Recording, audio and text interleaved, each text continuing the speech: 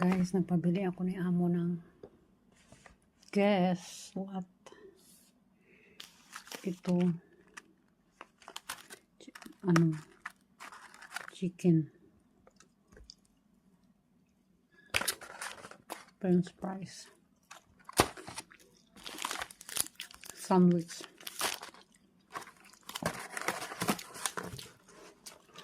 burger mamayang gabi.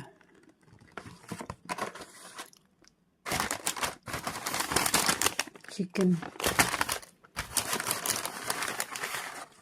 3 pieces na chicken.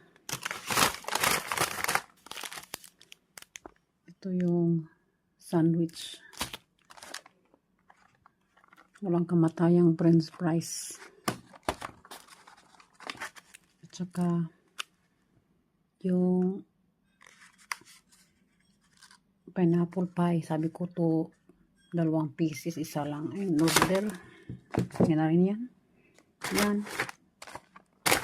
Ito mamayang gabi ko na ito. Ganyan ako, budget lang. Hindi rin ako nagda-diet. Kaya lang, sobra. Pag sobra, pag sobra, masama naman. Itutulog na rin tayo sa gabi. Huwag na madamihan.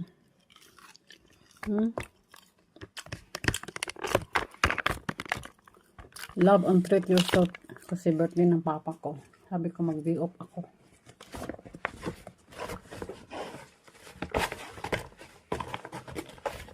Pero sabi ng amo ko, guys, hindi kita bawasan ng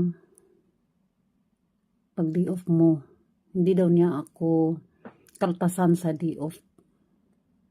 Ganyan ang amo ko. Ganyan niya ako kamahal. Hindi sa pagmayabang.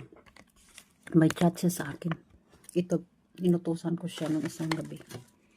Sabi ko, pabili naman ng online.